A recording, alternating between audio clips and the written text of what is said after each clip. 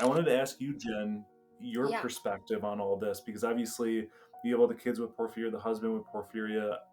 What have you seen, like patterns through them, or how they've grown as people just with porphyria? Well, I know with Hannah, gosh, she has, man, she's my hero. Like, she's one of the strongest people I've ever seen. Yeah, so the first time I had an episode, I actually was living in Florida and I got sun poisoning. Maybe there's somebody out there who's a caregiver that is just like, I got no idea what I'm doing. Maybe there's a patient that's like, I don't know where to start. What am I doing? So I wanted to get your perspectives on it. Don't be afraid to ask questions. I will sing the Porphyria Foundation's praises all day long. So how do you deal with that when people might be looking at you like, oh, you're weird, you're different, you're rare? Like how do you cope with that? That's been actually really hard for me. Welcome to Rarely Discussed, an American Porphyria Foundation podcast with your hosts Andrew McManaman and Nicole Castellano. We have porphyria, a rare disease. Rare diseases differ greatly but share many similarities in how they affect our lives. Being rare can feel lonely and isolating, but we're stronger together. Join us in meaningful interviews with porphyria and rare disease experts and the patients and families impacted as we connect, learn, and heal together. We'll talk diagnosis, treatment, pain, mental health, managing daily life, and everything rare. Today on Rarely Discussed, we're joined by Jen and Hannah Butler, a mother-daughter duo whose lives have been deeply intertwined with acute intermittent porphyria. Jen's connection to porphyria began when she married her husband who had AIP, but over time she discovered that all three of her children, Hannah, Micah, and Clara, also inherited the condition. And what was once thought to be a simple carrier status for Jen turned into a family-wide journey of learning, advocacy, and resilience. Hannah began experiencing severe attacks in her 20s, often triggered by stress and hormonal changes. And after a difficult experience with Givlaari, she found new ways to manage her health through lifestyle adjustments and support from her family. As a caregiver, Jen has not only managed the complexities of porphyria, but also cared for Micah, who faces additional challenges with epilepsy, autism, and cerebral palsy. Together, Jen and Hannah embody the strength, love, and persistence it takes to live with and care for those affected by this rare disease. And we're honored to have them both here and share their stories. So I welcome both of you to the Rarely Discussed podcast. Thank you, Andrew, for Yeah, having us. Andrew. Yeah, so I kind of just want to start and rewind a little bit to the beginning when you first heard Jen about porphyria and just kind of how that process looked for you. Um, I had a mother-in-law who wish she was still here because she was the most knowledgeable person I've ever met when it came to porphyria. Her side of the family was so impacted that NIH in Washington, D.C. used their family for research. So she was always talking with me. Obviously, me and my husband were married in our 20s. I would always listen to her. She was always talking about it. But at that point, my husband hadn't had his first attack yet. So I kind of just was like, yeah, that's great. Okay, I'll keep that all in mind. Then he had his first attack when he was 30, under a lot of stress, finishing up a degree. And then I think it just became a little more real to me. And then I started taking it more seriously, even with our kids, even though they hadn't had attacks, started treating them as though, well, they may have porphyria. Maybe I need to just keep, you know, an eye on this. And then they all had their first attacks in their 20s. And kind of but she was amazing. I'm so thankful that she educated me. She's not with us today, but I'm just so thankful for her and all that she offered us during that season. So And how was it just when obviously he being 30 years old having that first attack and just when that brought on, obviously you got all the education from mother-in-law, and how was it pretty like, okay, I know exactly how to deal with this at 30, everything's going to be okay? How was that? It was kind of interesting because he at first, I think, got a stomach virus. We think it was a stomach virus. And then, of course, he was stressed. He was in school and he went to the ER because of the stomach virus. And as a lot of you guys know, with porphyria, a lot of times that can kind of trigger things as well in your body because you've lost all the carbs and sugars. And he went to the ER. They said, "Oh, stomach virus. Come home." And we're like, "Okay." So he came home, and then he started hallucinating. And I remembered my mother-in-law always saying, "Oh, all the things, all the symptoms that could happen if you have an attack." And I was like, "Wait a second, this is porphyria. Oh my goodness." And Yes. so I made him go back in, and I was able to be that advocate for him and say, I really need a blood specialist. And this was before panhematin. So, it was an 8-day journey with the hematologist, and he had to have D10 and all the things. But for him, that always tended to kind of help him level out.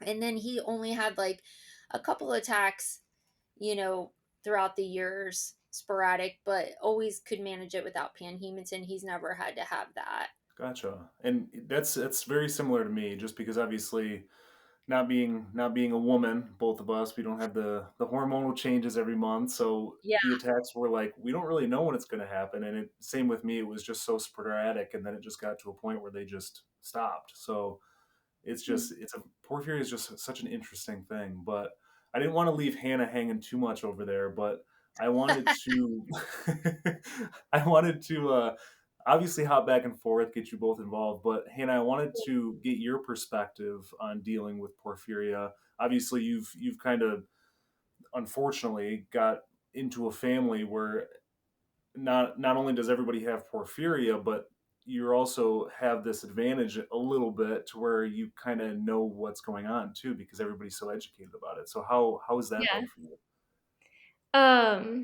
Yeah, so the first time I had an episode, I actually was living in Florida and I got sun poisoning, and I didn't know that was going to happen. So I was just resting and whatever. And then during that week while I was just resting and stuff, I got my period and I was cramping so bad. And I like hadn't been that way since high school. Like I, yeah, I just hadn't had experienced that in a while.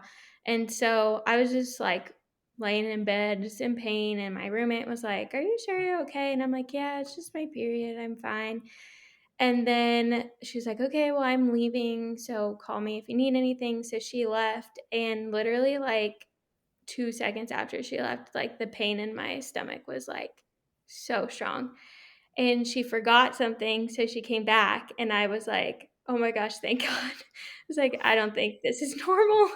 And I just like wasn't even thinking like porphyria in the moment, but yeah, when I called my mom, I was like, "Okay, I think this is like worse than I thought." And so And yeah, they have we given you prednisone, right? Too, which yes. So I think that's what triggered it, because the prednisone was supposed to help with the sun poisoning, and then yeah, it just triggered porphyria. So then I went in and I started hallucinating. So that was like my first time, and I think it like that time was kind of hard because I wasn't near my family at that time. So I was basically like advocating for myself, and then my roommate like obviously was there for me but didn't really know anything about it. And so the doctors were just like, "Oh, she's just having an anxiety attack, like it'll be fine. We're just going to send her home." And I was like, "No, I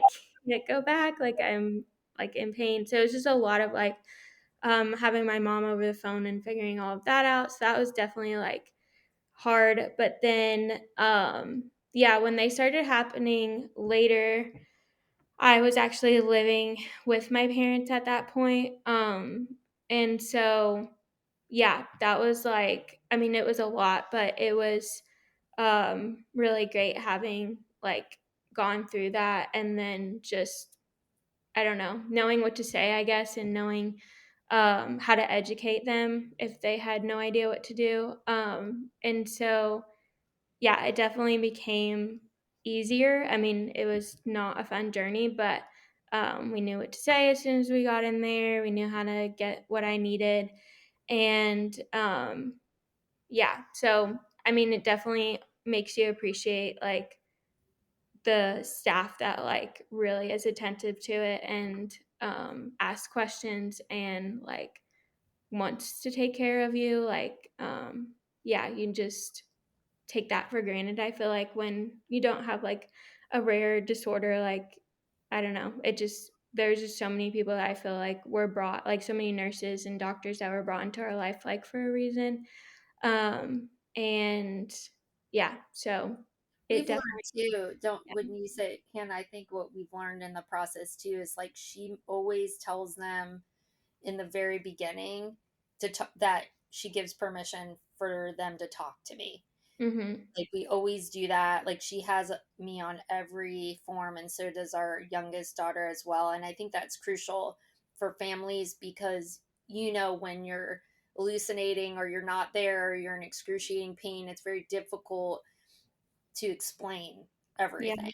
especially being so rare. So we've just gotten in that habit to where, and now we're in the same place. All the doctors know, yeah, you can talk to mom. You can talk to Yeah. mom. She knows. This last time we were in there, it was so funny because our doctor the ER doctor was like, so what should we do next after this? And our doctor was like, just ask mom. She knows. And we're like, yes, we've gotten to the point where now they trust us that we're gonna know what's the best care, you know? Yeah, and I feel Yeah. like there could be some people listening and watching saying, "Gosh, it really shouldn't be like that. Like the professional shouldn't be asking you." But I think Mhm. it's a plus after talking to so many people because there's so many people that are either one arrogant or unwilling to listen Mhm. to anybody Mhm. else. And I think Yeah. there's such a advantage to having a healthcare staff that just says, "You know what? I don't know, but I'm willing to learn because obviously you've experienced this." And to Mhm. to kind of go off your point with the mother daughter duo in the hospital, like with my mom, same thing, but my attacks were so infrequent. It was never like, oh hey, I remember you. It was always like starting Mhm. fresh every single time I went there. So I ended Mhm. up getting drafted like a medical power of attorney to where I wouldn't have to have that conversation of like, hey, this Mhm. is my mom, and it's just like, well, legally we still can't, and I'm just like, well, it's my mom. So it was just, hey, here's a form, shake it in front of them, and it was like, okay, we'll do whatever you we'll do whatever you say. And That's I a think great idea. That's a great idea. I didn't think about that.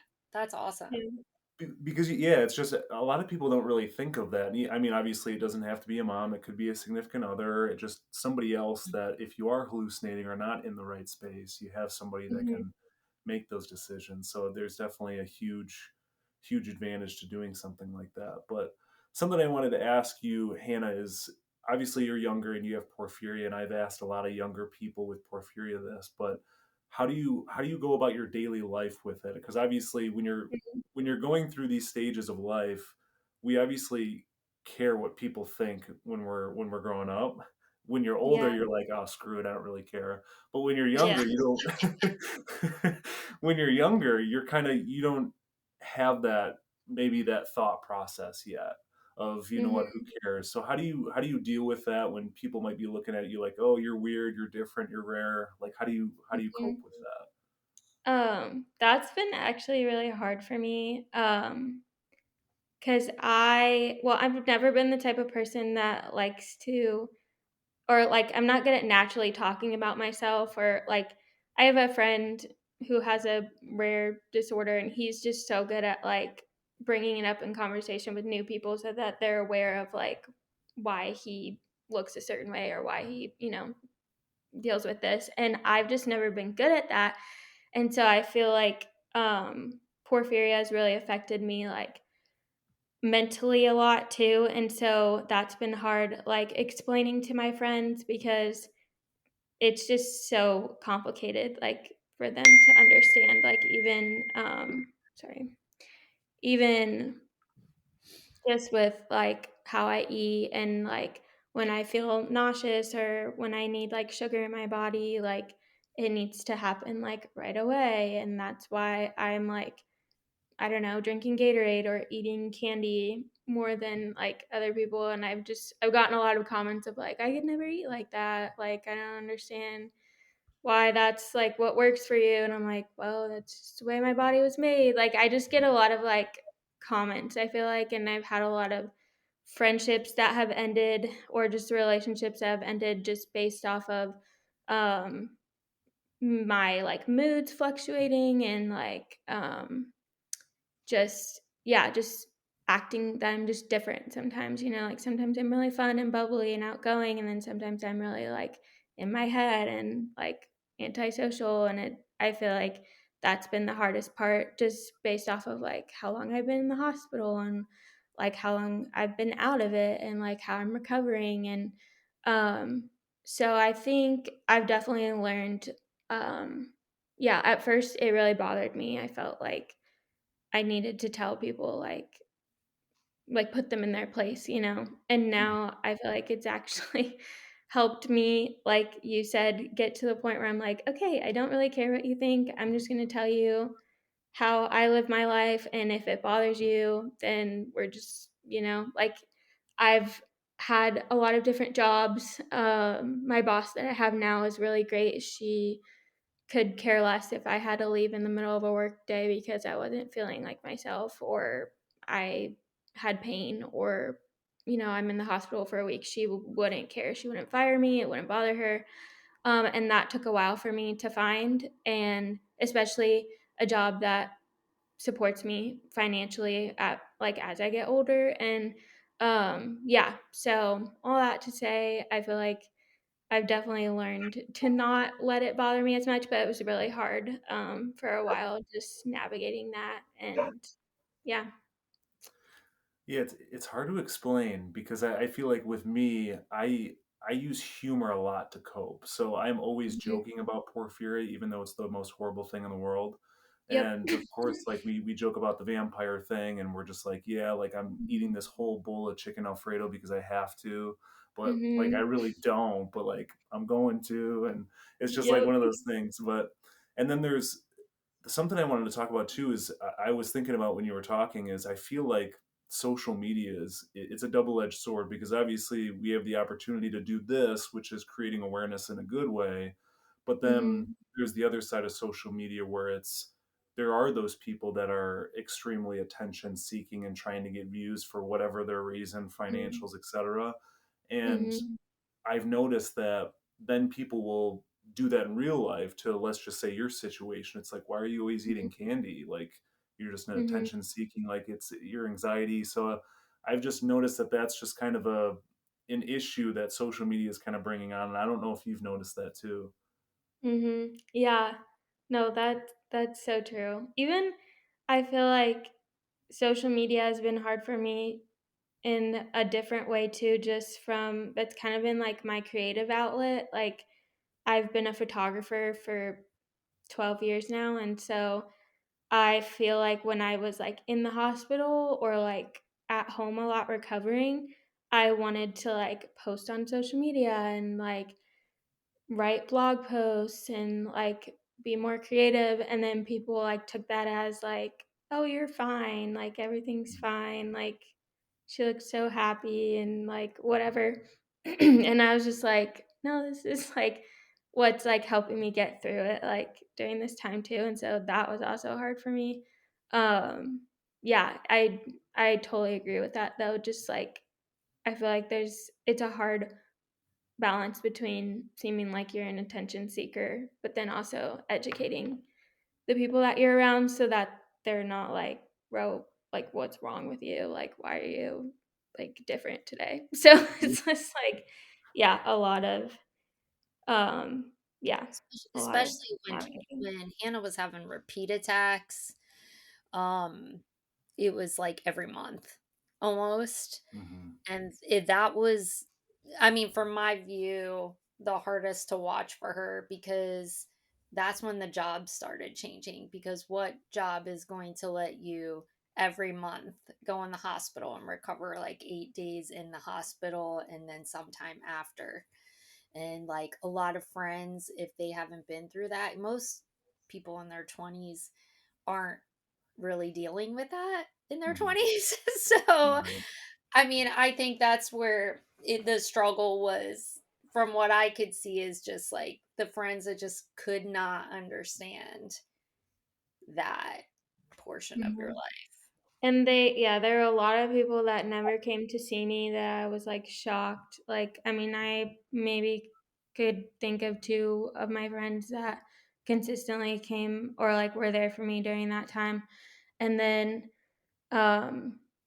yeah, you said something, Mom. I can't remember what I was going to say something else, but Well, um, yeah, just the comments too, just constantly of um I don't, oh, yeah, that's what I was gonna say. With work and stuff, it was just um, like even now, I get a lot of comments about my job because it's so flexible, and most of my friends are like working 9 to 5s Monday through Friday, and sometimes 8 to 5 or overtime over the weekends. And I'm over here like, oh, I get Mondays off and Fridays off, and mm, I work like maybe 3 hours this Thursday and then maybe 2 hours on Tuesday. Like that's just kind of, but then I'm like picking up side jobs if my other job's slow. So I'm like, oh, I guess I'll just babysit today. Like I guess I'll just have a photo shoot today. I don't know. Like I've mm, gotten to the point where I'm like, this is just my week's just gonna be different. And I like it's just crazy because the old me was just such a hard worker and I was like working before I had was having regular attacks. I was working sometimes like 60 hours a week and getting paid overtime and everything. And then I went to like, wow, I can't even handle close to 40 hours a week, maybe not even 25 hours a week. Like it was just like slowly, I was like, what is wrong with me? Like I can't do anything. And so I've gotten a lot of comments about that just from friends, like not like I think they think I just like don't do anything you're sometimes or I'm lazy. lazy. And Mm, I'm like, I don't think you understand what it took to mentally prepare myself for today. like this is everything I've dreamed of. And after what I've been through, I deserve to have a job like this. Like it's just like, but it's like you can't say that to someone. So you're just like, mm, you just kind of ignore it, I guess. Well, I do, but yeah, it's hard for people because none of my friends or yeah, only my family has ever walked with through like every episode I've been through. So nobody really knows what it looks like or what it mhm. feels like. And yeah, so it's so hard. There's just so many things to unpack and like it's so hard to explain. But Yeah, yeah. I mean, I think there's a couple things to that. I think this conversation so far just kind of results in the importance of actually having a good support system around you. Yep. And not only that, but the good thing, I mean, if you can pull some good from all this, is that support system. I mean, going through what you're going through actually told you who the good people in your life are. So you Mhm. can kind of Mhm. get rid of the weeds and I push them away. agree. But I Yeah. think, I and then at agree. the same time, I think there's also a level of grace that you can give yourself now because it sounded like you were kind of getting to that point where it's like, yeah, I'm working less, but like that's what my body's doing. So, and Mhm. that's okay. And I feel like there's a lot of people who obviously don't have rare diseases that don't have that grace for themselves or aren't as grateful. So I think Mhm. I've told people that porphyria and rare disease in general just grounds you that much more because you Mhm. appreciate the little things a lot more. But I wanted to Yeah. ask you, Jen, your Yeah. perspective on all this because obviously you have all the kids with porphyria, the husband with porphyria. What have you seen like patterns through them or how they've grown as people just with porphyria? Well, I know with Hannah, gosh, she has, man, she's my hero. Like, she's one of the strongest people I've ever seen. Um she doesn't talk like that, but it's I've watched her just be so strong. I think our scariest episode was probably during COVID. We almost lost her in ICU. We thought she was experiencing COVID symptoms, but they were really porphyria symptoms, and it was almost too late. And so it was a scary time for us as a family. Gosh, I'm getting emotional, but I just watching her battle with the fear of when is the next one coming, and how as a mom I can't take that from her. um but I think she's now in such a great place of figuring out things for herself and taking care of herself, and um I don't know, I've just watched her grown and be so strong and compassionate for others, maybe not walking through porphyria, but just in other life situations, because when you go through hard things, it changes you as a person. She was on Givlaari for about a year and then all of a sudden became allergic to it.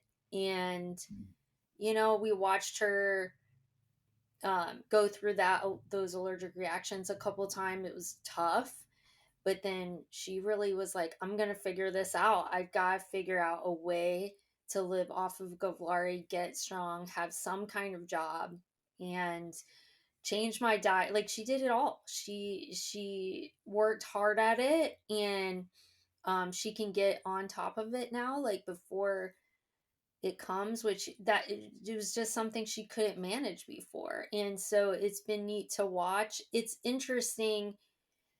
We just live it all the time. I mean, I think the tricky part with Micah, our son, is he can't verbalize it as well.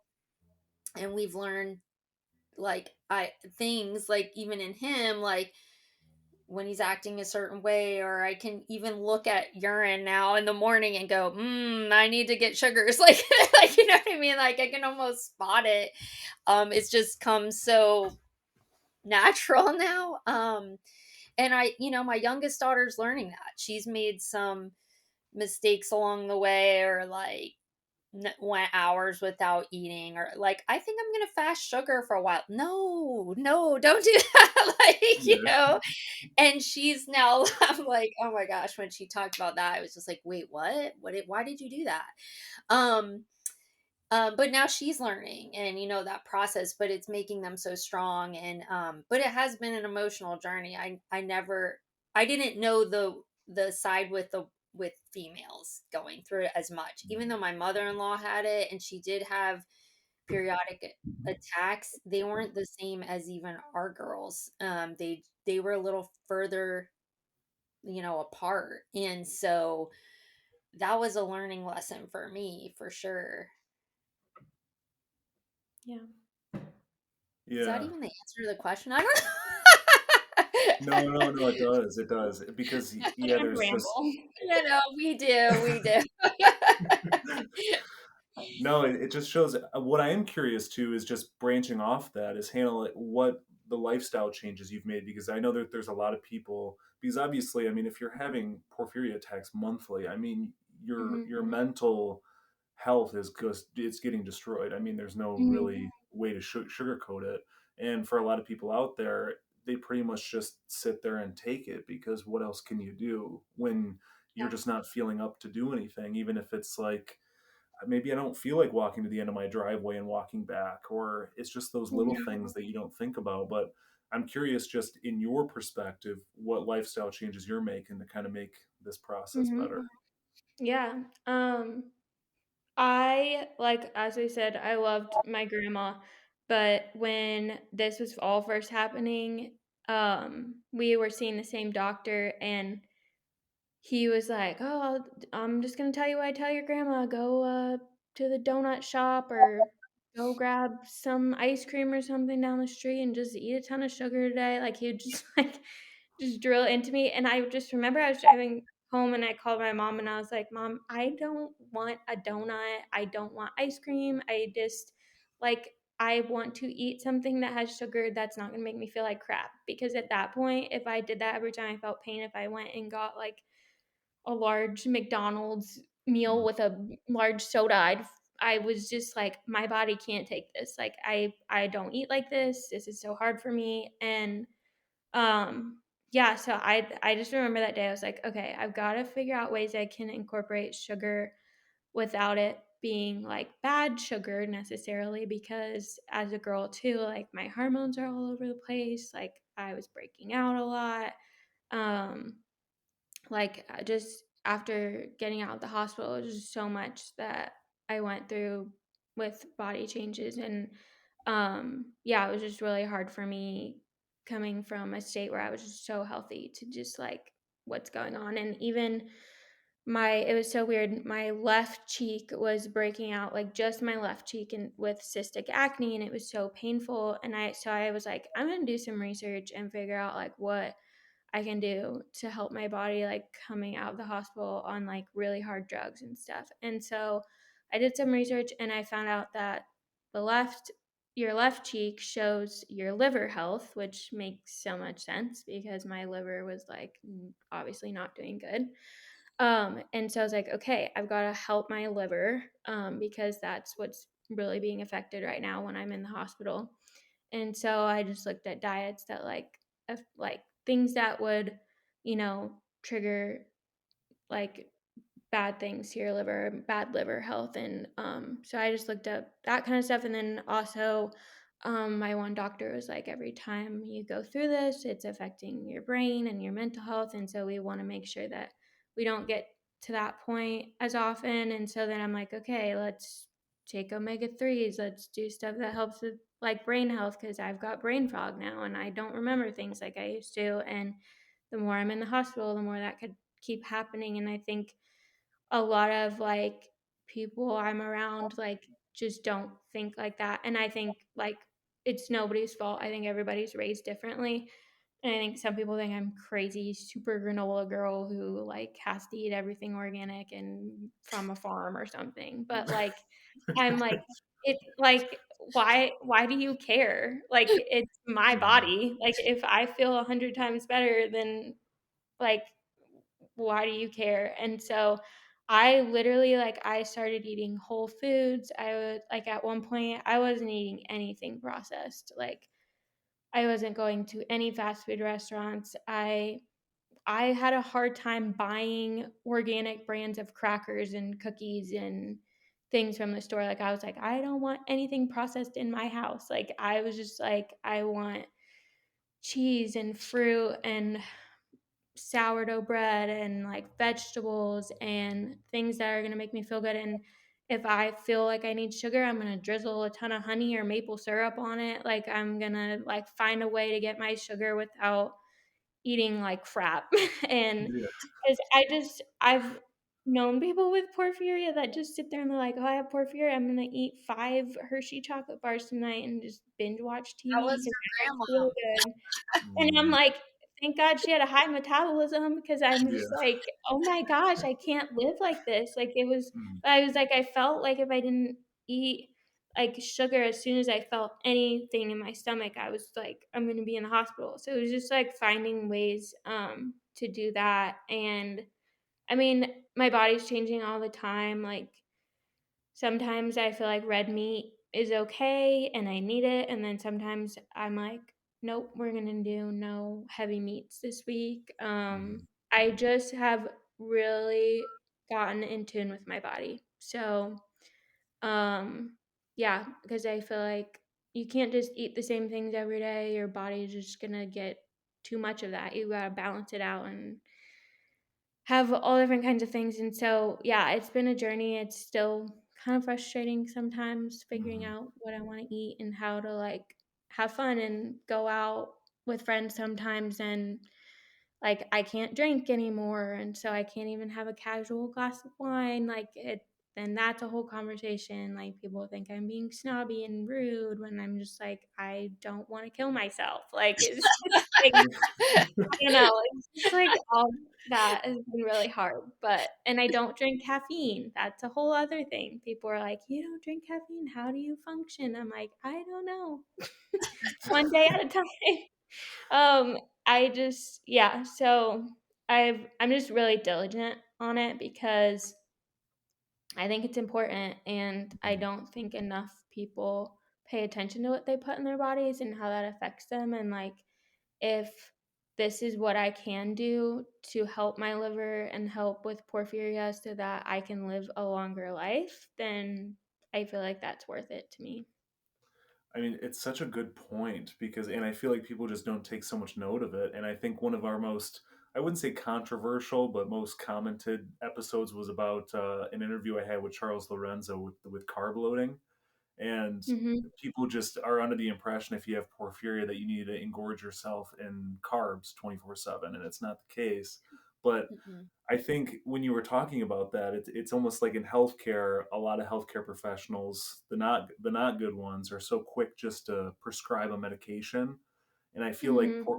with porphyria patients, it was more so prescribing like the quick fix, which is like, go get a donut. That's the easiest thing to Yep. do. It's not like, Yep. hey, make this meal that actually makes sense and is healthy for you. It's like, Mm-hmm. you don't actually have to go get nerd gummy clusters. You can eat strawberries too. Like there's Yes. It's That's what Clara always gets. What is She's this? always like, "Ooh, I'm gonna go shopping for candy," and I'm like, So "Oh my funny you god!" said that. And she has so many cavities now. Ugh.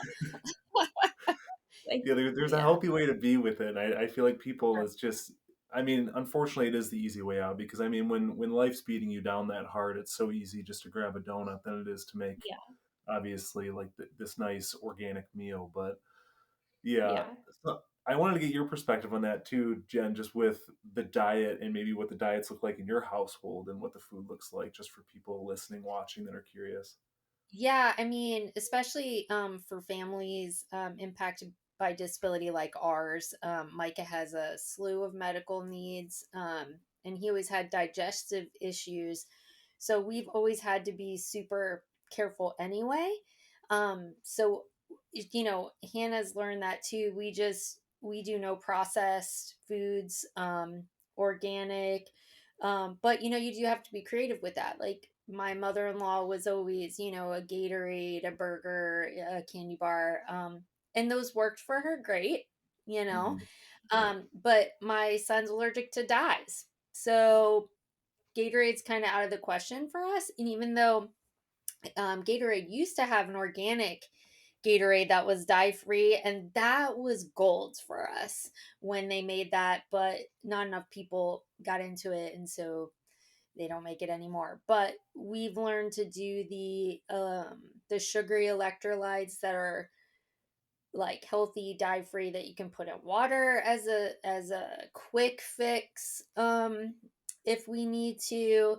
But the usual, just like snacking every couple hours. But what we have in the house is all safe ingredients, all organic ingredients, and we feel like that is the best way to manage him. And we're thankful in a way that Micah is a boy because he doesn't have the hormonal issues, but he does have other issues that trigger like seizures, and sometimes it's hard to know, is this the epilepsy seizure or is this a porphyria seizure? He also can't communicate well when things hurt.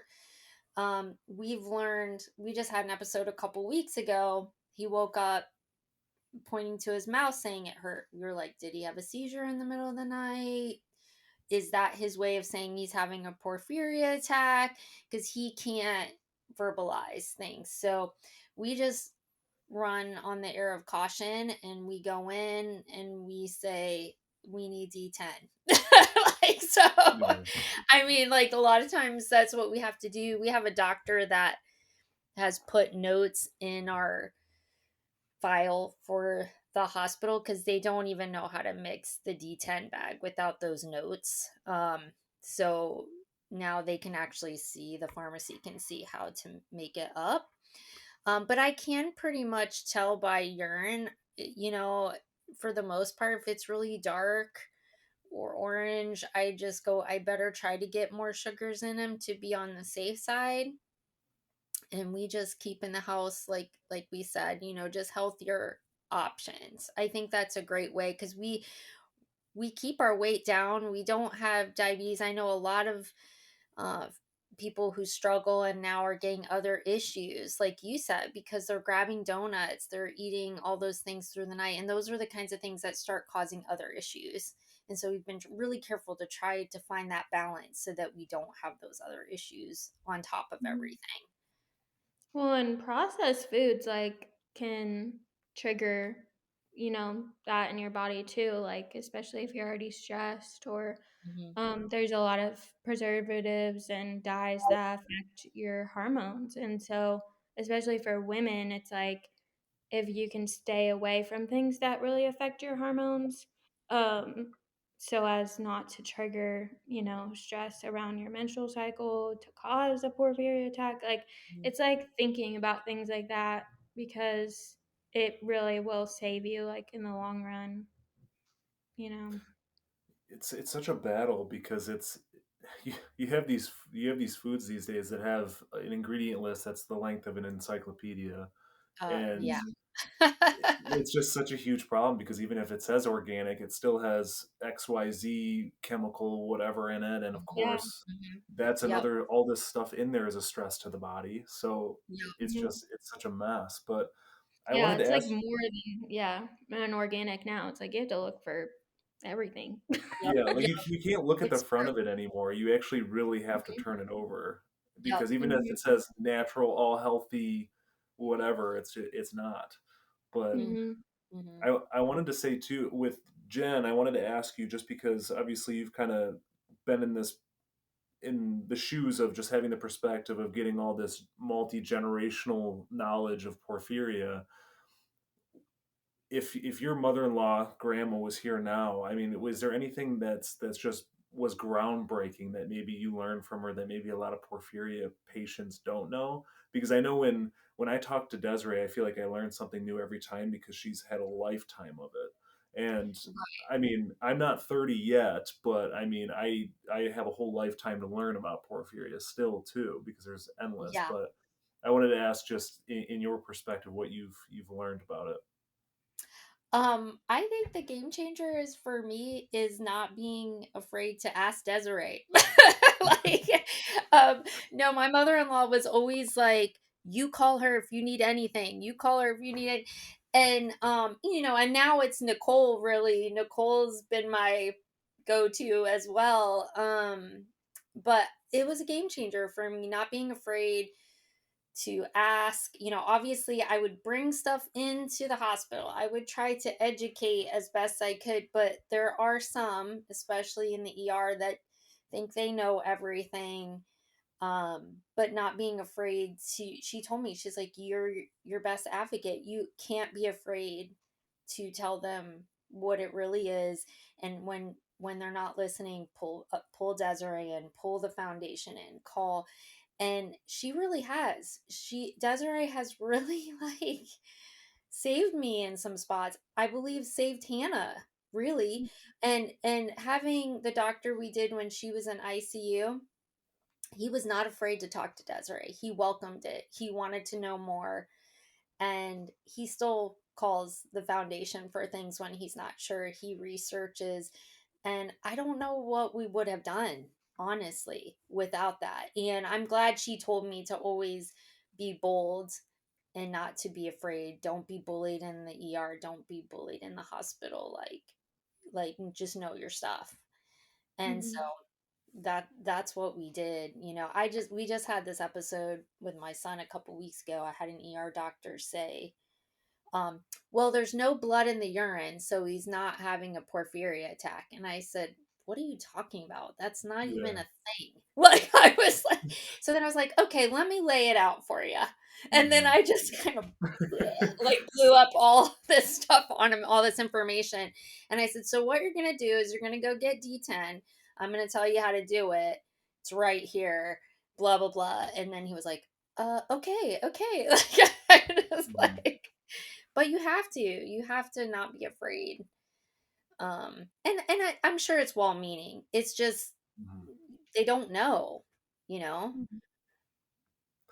Yeah, and I think that's definitely where Desiree helped me too, because when I reached out to her, I'd be like, "Hey, Desiree, like, what do you think about this?" She's like, "No, that's not right." And then he'd just be at the doctor's and be like, "Well, the Queen of Porphyria said this," and it's just like, "Okay, well, we'll do this." So It's really True. it's just the power of advocate. I mean, she's Mhm. just to say sum that up is I feel like she's just pushed everybody to advocate so much on their behalf, and I know Mhm. there's a lot of people that are very uncomfortable with doing that, and I think Yeah. the younger generation, especially mine and younger than that, are having troubles with confrontation for sure. Yeah. And then you have obviously the pandemic kids who went through all that time where it's like the social interaction wasn't there and confrontation's Mhm. just getting worse and worse. But I think people have this misconception about advocating for yourself that you just have to yell at people, where there is just a way where it's like, respectfully, no, Mhm. I'll lay it out for you. Mhm. Do what I say because I've gone through this a couple times.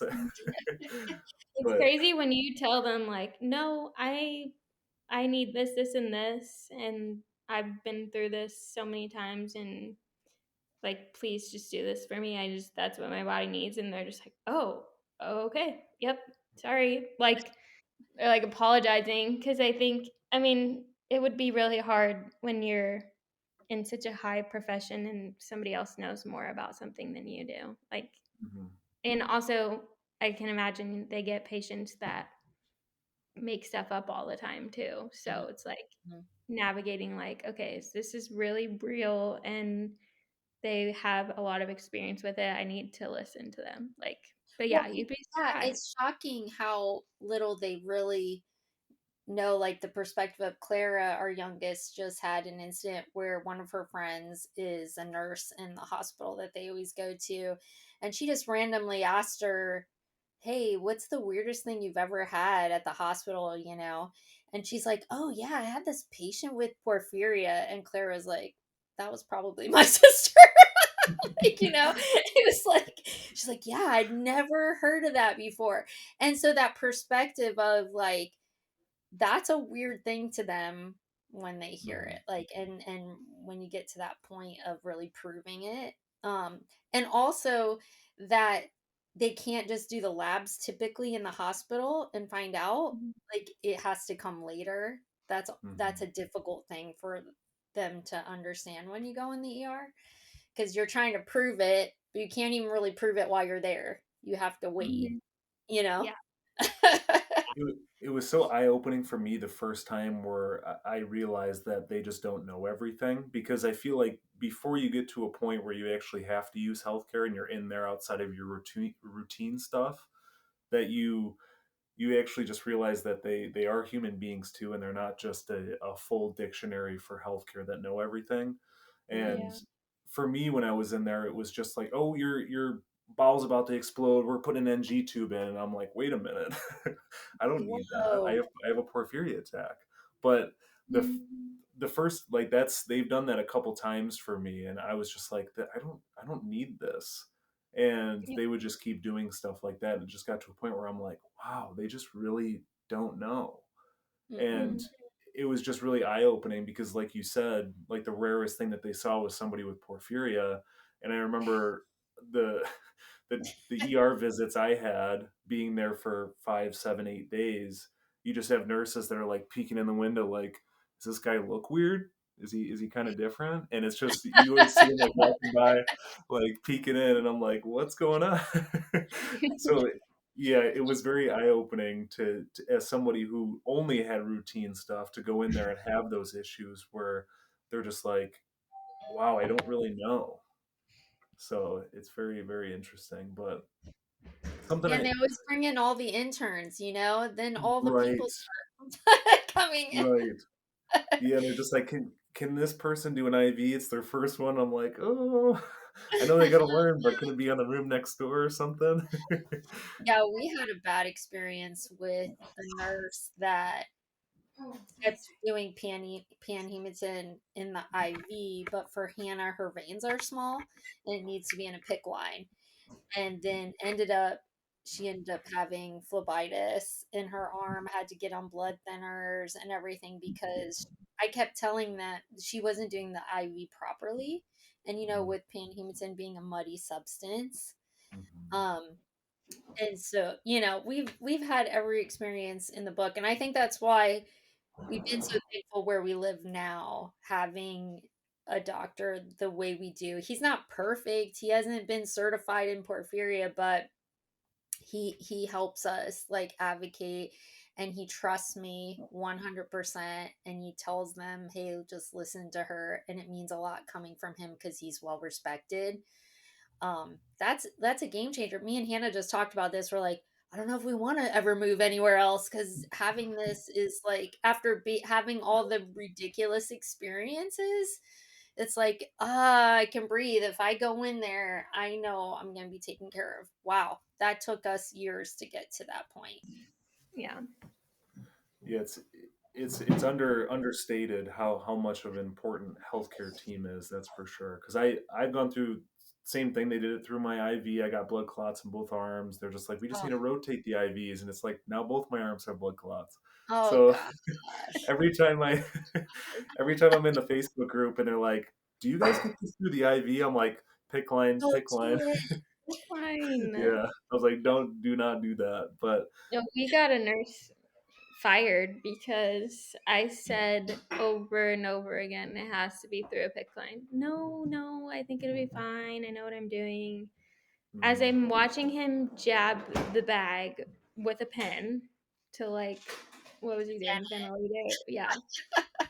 trying to get some And breath. yeah, so I get phlebitis, and I'm like, the other nurse comes in and she's like, "What's going on?" I like wake up in pain, and I'm like, "Well, they didn't do it right." Like I literally told them. I showed And then pictures. I had the binder. Remember, Hannah? I yeah, was step one. yeah, Yeah. Literally.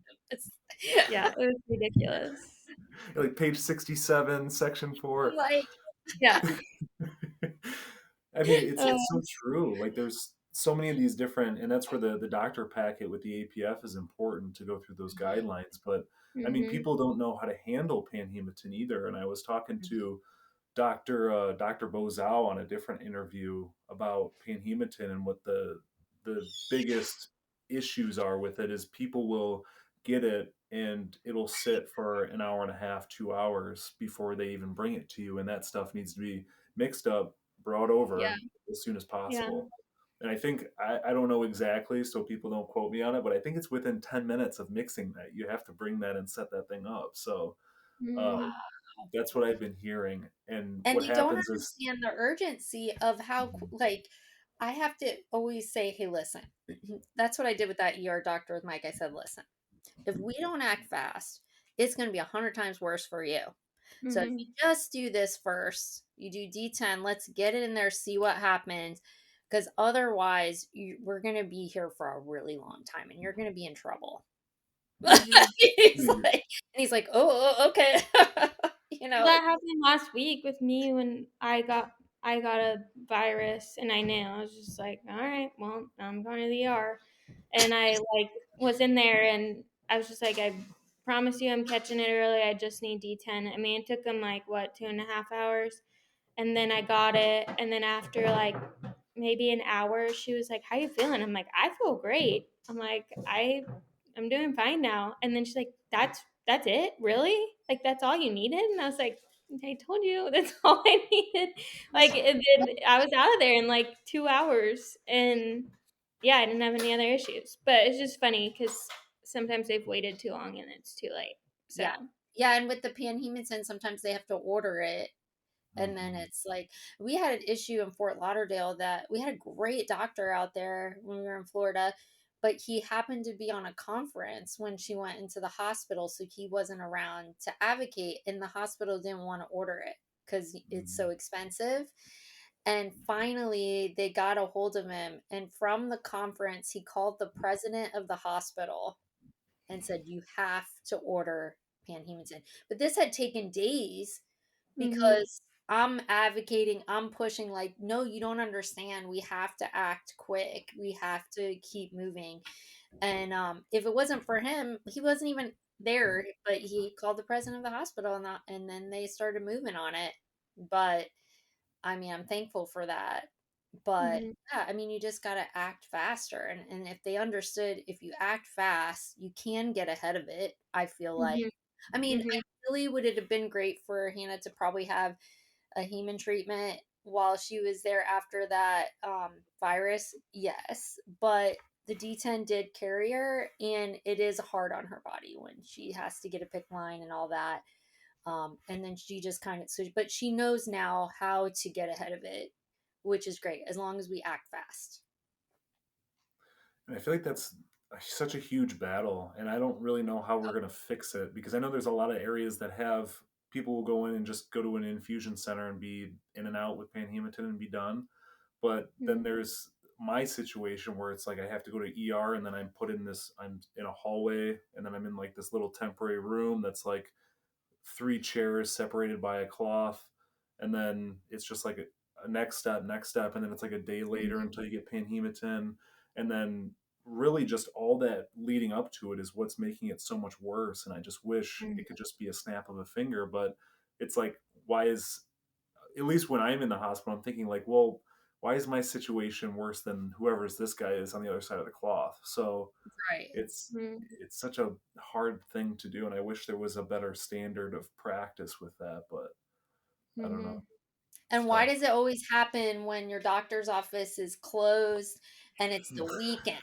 That's what Yeah. always happens, Always happens to hands us. down. It doesn't matter. Like, because our doctor's great. Like, he actually has panhematin on hand in his office for Hannah if it was. It's still hard to get it. And but if you go, but it always happens on the weekends. Mm-hmm. And then they won't let him like send the panhematin over to the hospital. It's some kind of rule.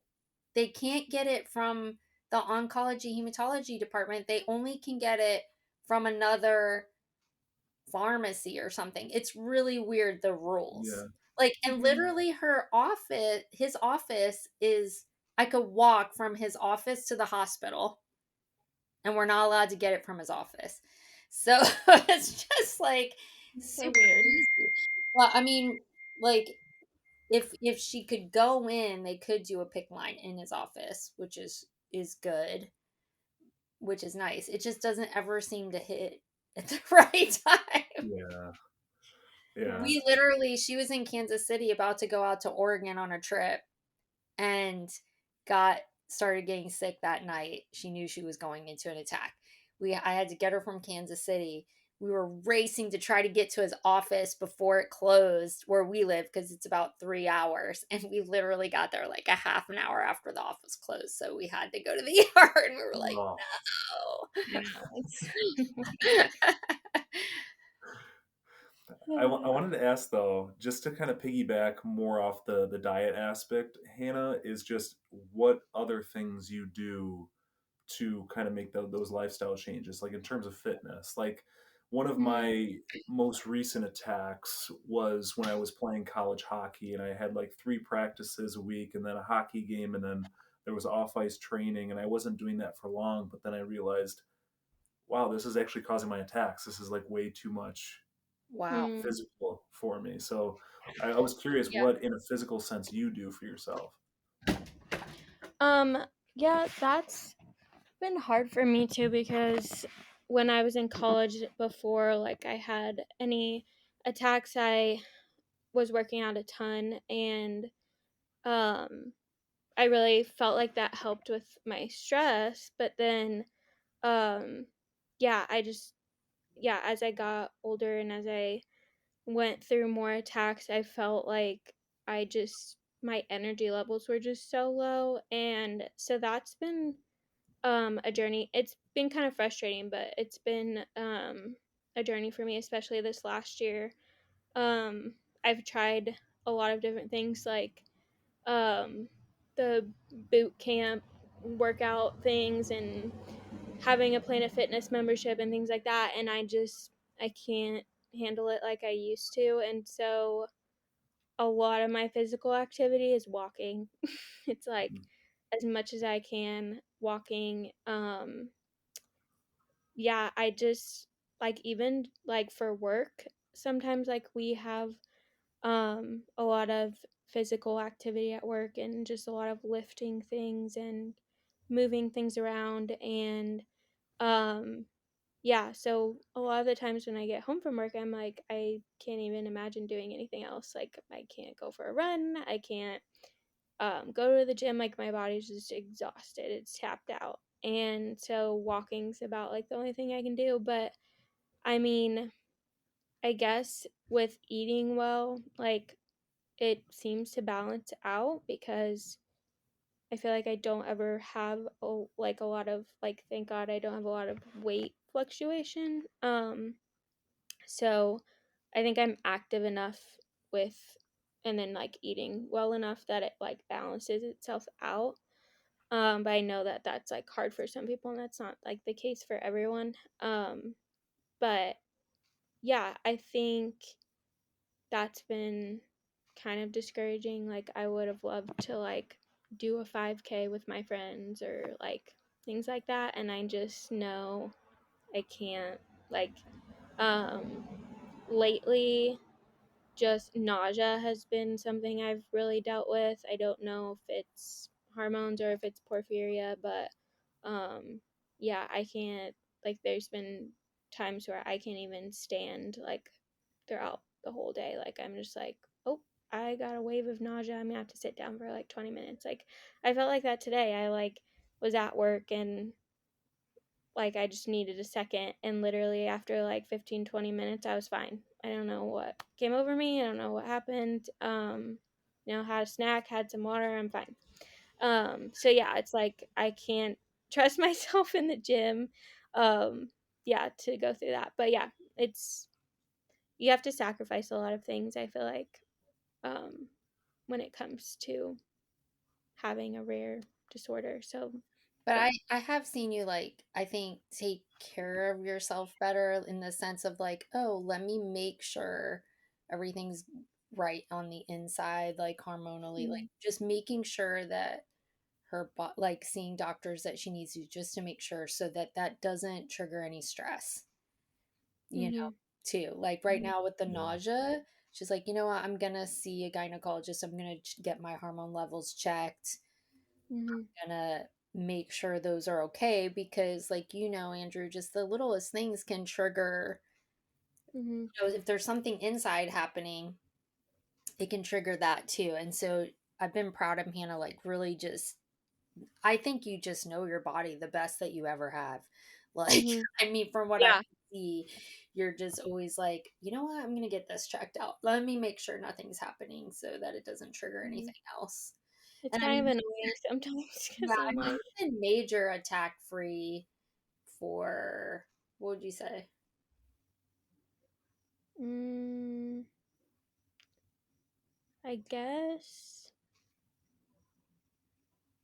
technically since I started Givlaari, I like my last major attack was probably 2022, I think. Let's knock on Yeah. wood. I got some right here. Ooh, So keep I'm that like, I going. know. Keep that Really going. hard. I've had minor ones, like, but that's because when everything happened with like the last, well, I guess it wasn't the last one, but it was like the second to last one was the ICU one.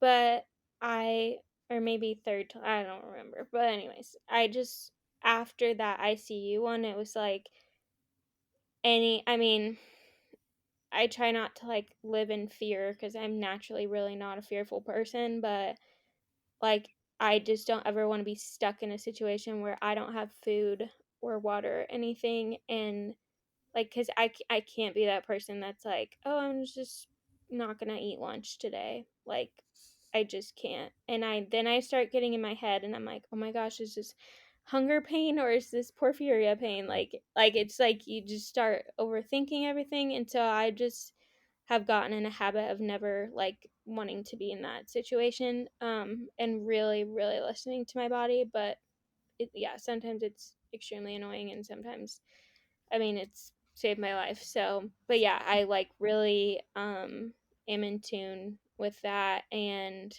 that started helping. Like, I think I definitely was still having like some attacks mentally when I was on Givlaari, and like they say that can happen. Like it can just help with the pain, but doesn't mean it's like all the porphyria symptoms are like taken away.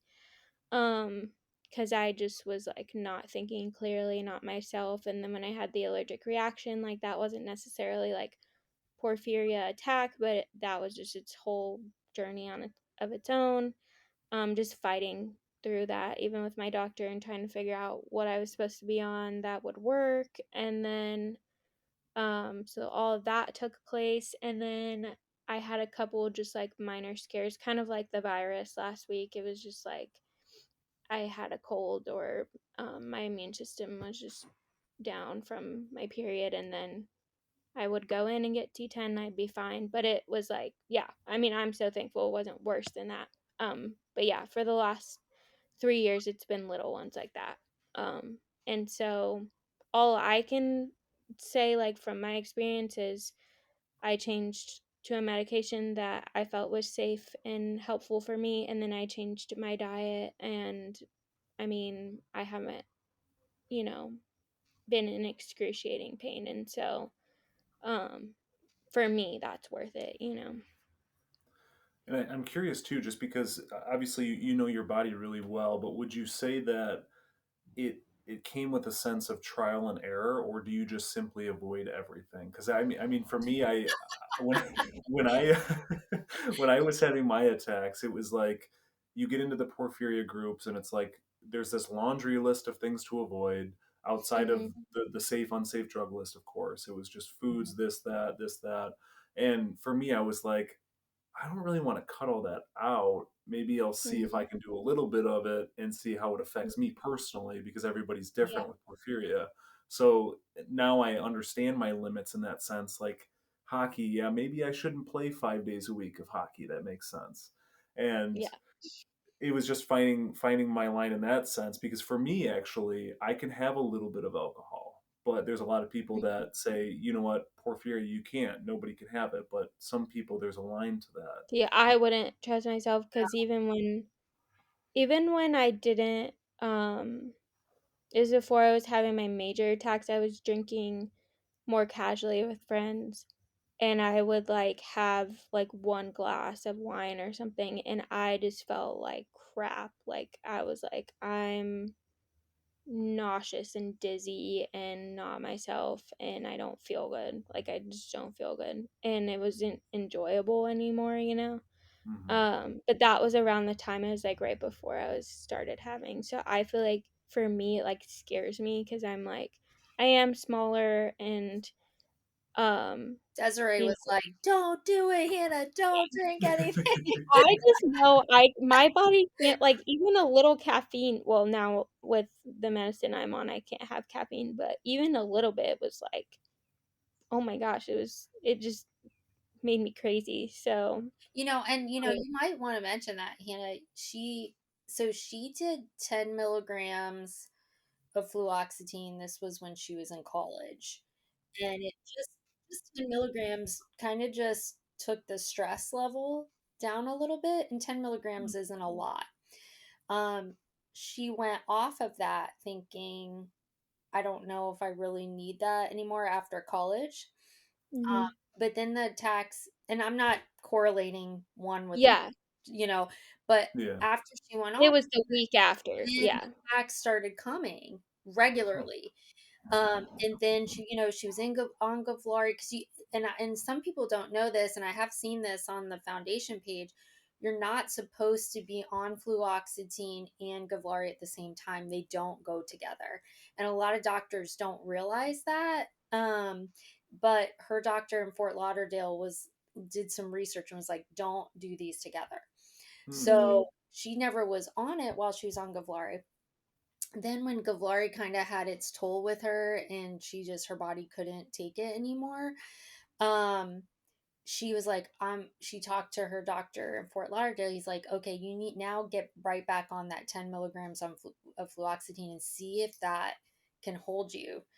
And it has, like, Mhm. and I don't know what the correlation is there. And again, like you said, Andrew, every person is different. I feel like you've got to find that thing that just works. And for Micah, he also is on the 10 milligrams of fluoxetine, and I do notice a difference when he's not. Mhm. Um, so I don't know what that is. I don't know if it just takes that edge of stress off a little bit, and then, it's enough to, not trigger things. I mean, Mhm. we don't know. Obviously, we're not doctors, but it is interesting that when she went off, it somehow got worse. But it could have just been coincidence. We don't know. Yeah. I know it definitely has been a lot of trial and error. Like, yeah, I'm glad we've like figured out a system, but I think I'm naturally more of an anxious person anyways, and I noticed that in college, like when everything was changing and I was going through a lot more in life, I was like, okay, I do not process things the same as like some other people. Like my sister is not like as anxious in a lot of areas as I am. And so I was like, okay, I feel like I'm not like handling this well. And so it took me a while, but I finally was like, I think I need help. Like, I think you have to, it's hard to like accept the fact that like, it's not that something's wrong with you. It's just that you want to take care of yourself the best way you can and you want to help your body, and sometimes people just naturally are lacking things that other people have and vice versa. And so I felt like for me I really had a hard time being positive and not being anxious about little things, and just going on fluoxetine has like changed that significantly.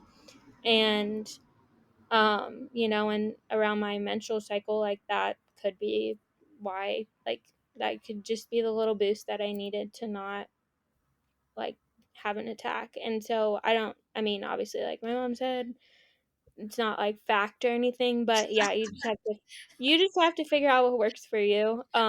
Period But time. yeah. Everybody's drinking immunity shots. I don't know if you know those little immunity shots. Like they're all Yeah. like, "Oh, my period's here."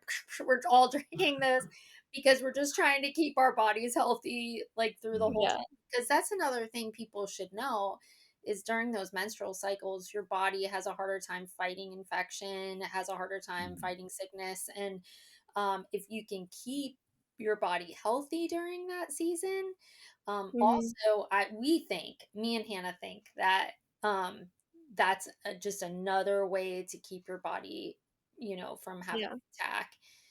Yeah. Well, and every doctor too, I know it's hard, like, we're unique in the sense of that we have moved around a lot where most people have just stayed put, but like moving around has actually allowed us to meet a lot of different doctors, and they all say different things. Like I saw two different specialists in Florida, and one of them was really adamant about me being on B12, and when I could tell I like didn't have a lot of energy or I was on my period or whatever, he was just like, maybe for like 2 weeks out of the month, like you need to take B12 like every other day. And then my other doctor was like, you need to be taking iron when you're on your period, like every day. And then like I had one doctor who was like, I mean, at least take iron 3 times a week during your period. Like it was like slightly like different, but it was still like, okay, I need B12 and I need iron, and let me see if this helps. And it did. And it was like, okay, and if it hurt, then I would stop. Like there were times I've tried everything. I've taken like these hormonal they were supposed to balance out your hormones. I don't really know what was in them, but I was like, okay, this can't hurt. Like it was some natural pill that balances your hormones. And I just after taking it, it was like a couple hours later I was like really jittery, really anxious, just super moody, and I was like something's off, like this is not right. And And that's something Mimi used to say. We called her Mimi. Like, not all natural things are good. mhm. You have to know, Mhm. how they're processed, what, you know, the things are. And that was one of those things, like you said, Mhm. she knows now though, like you said, like a couple hours in, taking even a natural vitamin, she'll be like, no, something's off. Yep. It's so Yeah. weird. I don't even know how to explain it. I just like, yeah, I just got really in tune with it. But yeah, it was a lot of trial and error for sure. Yeah, I mean, trial and error, just figuring out your body. And then what you were mentioning earlier, just with the emotional sense, is how some people are good at it, some people aren't. And being able Mhm. to actually, because I think there's it's a huge skill to be able to handle your emotions, I believe, because I've talked about I talked about a mental health episode a couple episodes back, and I talked about how people focus so much on their physical fitness and going to the gym and working out, but nobody actually works on their mental fitness at all, Mhm. ever. So Mhm. nobody actually works on like really trying to decipher like what emotion is, and Yep. just disassociating that you're not that emotion and it's just this, it's temporary thing, and Yep. thoughts aren't Mhm. real type things. And I feel like a lot of Mhm. times people let that stuff just take them over, especially with rare Mhm. disease. And you can, and I'm sure you've been in that situation. I mean, everybody's been in that situation, whether you have a rare disease or not, where you just have this thought that just completely takes you over. It ruins your day, it ruins your week, it ruins your month. And I Mhm. think if people are listening and watching, I think there's a value in just understanding that emotions are Yeah. important to get your hands around. So what I wanted Mhm. to ask you both, though, switching gears a little bit before we kind of wrapped up, is I wanted to ask both you in a perspective. Obviously, Jen, you got the caregiver side, and then Hannah, you have the patient side. I wanted to get a piece of advice from both of you for people that are listening or watching, that maybe there's somebody out there who's a caregiver that is just like, I got no idea what I'm doing. Maybe there's a patient that's like, I don't know where to start. What am I doing? So I wanted to get your perspectives on both. Well, here's Micah, by the way. Hi, Micah. Hi, Micah. Micah, that's Andrew. Um, I don't be afraid to ask questions. I will sing the Porphyria Foundation's praises all day long. Get on that Facebook group, ask questions, get Mhm. connected, learn from everybody's story and experience. And not all stories are the same, you know. Mhm. We've heard some AIP stories that things affect them differently than us, but I value those because there are times that we're like, wait, that was probably our issue. And so, and just feeling like you're part of a community is so important. So get in that community. It doesn't matter that we don't all live in the same place.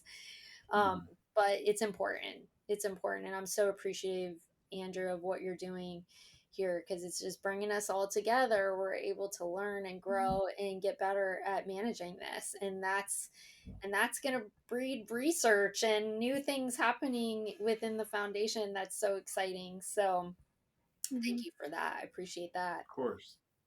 Yeah. Of course. Yeah, I think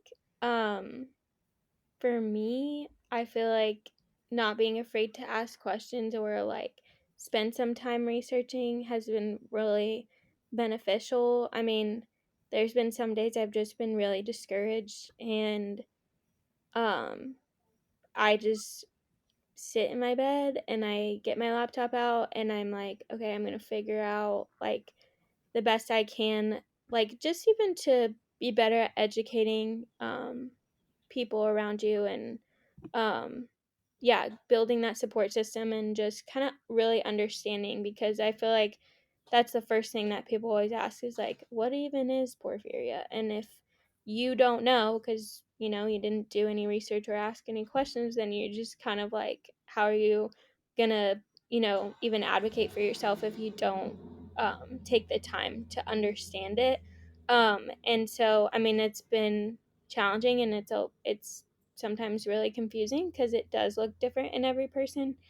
But definitely doing research has, like, from the patient side, has been really beneficial, because there are times when my mom hasn't been able to be there or I am by myself for a little bit. I mean, realistically, when I was in the hospital for like over a week, like mom has to leave to go take a shower and take care of our family. So like somebody may not always be in the hospital room with me 24/7. Same with my sister. Like she had to realize that too. And I think that was scary for her, like, because she just had her first 2 attacks like this year. And I think she realized, like, oh my gosh, you guys can't leave. Like, I don't know, like, what I'm going to say or what I'm going to do or what's okay and what's safe. And like, I've learned from now on, I'm like, I know which drugs I can't have. And if, like, I know which, mainly I stick to the drugs that I do know that I can have because that just pretty much narrows it down. It's a lot easier.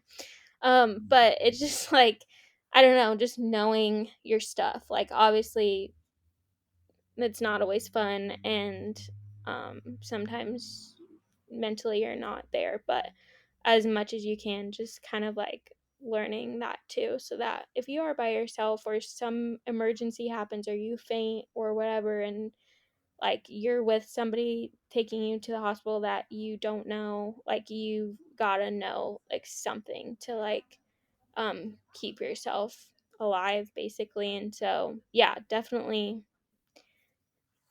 asking questions and doing research. Yeah.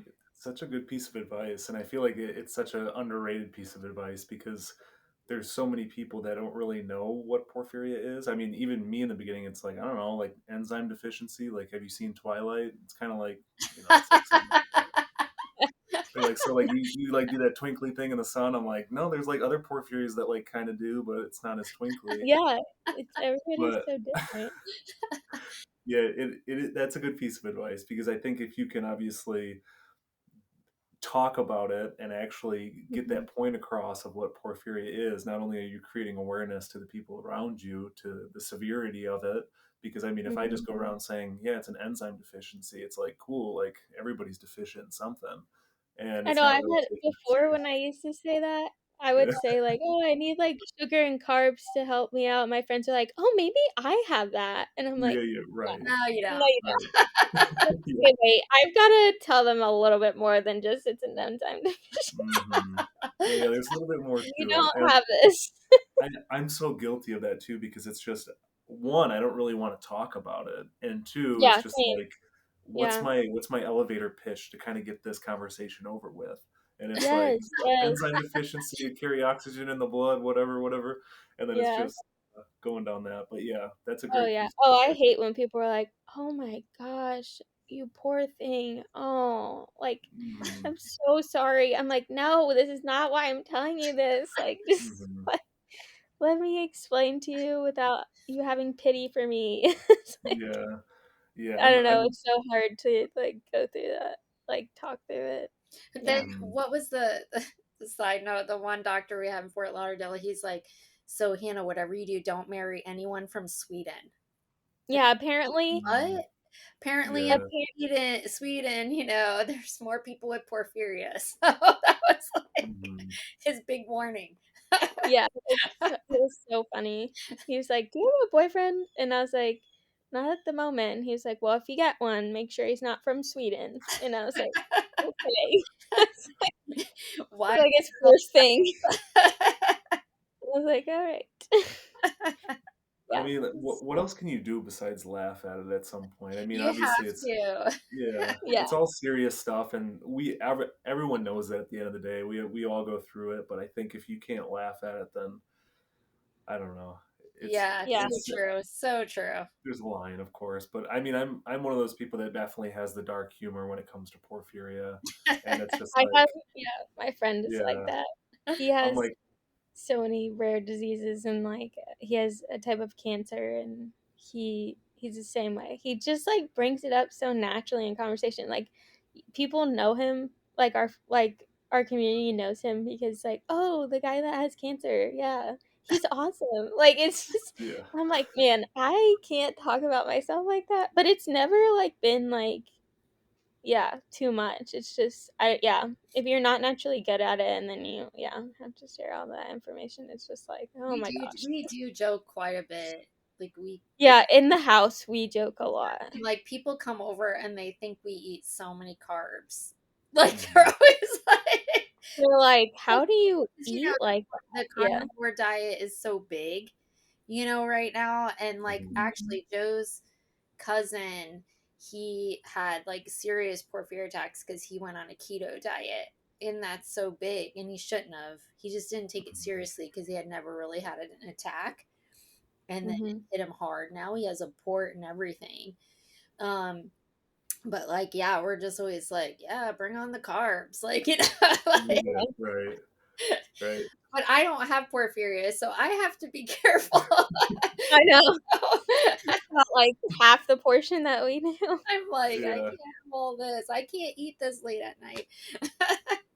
I know Dad is always having a bowl of cereal or a Right bagel for before bed. So funny. Like It's so easy to do that he can too. handle working out more. He's like he's definitely he can do it much better. I can't. Yeah. I can't But I'm do that. realizing how different the girls are from the guys. Definitely a big difference there. Mm-hmm. Like I went to Pamplona, Spain for the National Porphyria Conference, Oh, and cool. I met a lot of guys around my age who have porphyria, and it's a very similar situation across the board. It's very infrequent. We have no idea. I mean, I Mm. maybe it's a men thing, but I just feel like we just don't know our bodies as well as women do. So it's like I don't know. The infrequency keeps happening, but I have no idea why, and it's just like Yeah. okay. It's like, all right, I'm just gonna not eat for 6 hours and just train super hard. But No, if my husband didn't have me, I'm telling you, we'd be in the hospital a lot more. But I can literally look at him when he's even stressed at work and hand him a cookie or something, or something. Oh, organic cookie, of course. But like, I'll just be like, "Hey, you need to have a snack. You need to like," and he'll be like, "Okay, okay." But if I wasn't Yeah. right there, I don't know. We love the Siete brand. They're little mini cookies. Those will go through a massive bag from Costco in like a week. Like no Oreos in our house, but you can have this little mini Siete cookie. Uh, well, I thought this was a good place to wrap up, but I just wanted to say thank you, of course, because we sat down and chatted for so long. So I appreciate you taking the time and us finding a day that we could sit down and chat for a little bit. I obviously enjoyed being able to sit down with two different perspectives on porphyria, and of course, you sharing all the stuff that a lot of people aren't really that comfortable sharing. So I definitely appreciate it, and I'm grateful for both of you. Well, thank you, Andrew, and please know me and Hannah are always available. Like if there's a family that wants to talk about things, or even I know I've seen some families impacted by disability, and sometimes you need that support when your child can't communicate it. We're happy to help and love on families any way we can, and just be there for you guys. We are so grateful for all that you guys do. So please know, use yeah, us whenever you need us. Sounds good. We appreciate it definitely. yeah. Thank you for having us. We really appreciate it. Of course, and I can't wait for everybody to see this episode, and I'm gonna obviously be sharing it around, and um, definitely feel free to jump in the comments if anybody has questions or want to branch out more about your stories. I'm sure there definitely will be. So, Thank you. Thank you. of Yeah. course. Thank you for taking the time out of your day to listen to our podcast. If you enjoyed this episode, please share it with friends, family, or anyone who could benefit. And please don't forget to subscribe and leave a review on your preferred platform. It helps us spread awareness, and we would be extremely grateful. You can also follow Rarely Discussed on Instagram, YouTube, as well as TikTok. If you're someone seeking diagnosis for porphyria, visit porphyriafoundation.org to receive a free doctor packet, forms for free DNA testing, and a list of doctors in your area. Stay tuned for more episodes of Rarely Discussed.